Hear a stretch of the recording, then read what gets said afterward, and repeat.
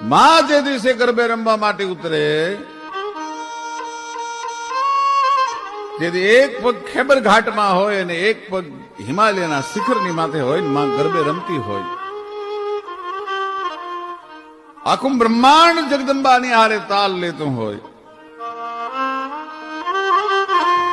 એવી ભગવતીની નવરાત્રી.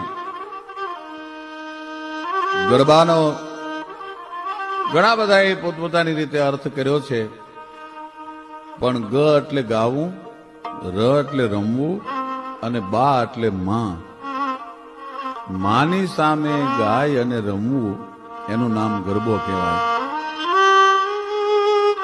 ગરબો છે એ બ્રહ્માંડનું પ્રતીક છે. નિશા સાંભળી કામળી ગોડ કાળી નમુ કાળ રાત્રિ નમામી કરાળી તુહી તારલે જોત ઝીણી જબુ કે ફરે ગાપ કા પંથ ફેરા ન ચૂકે તુહી તારલે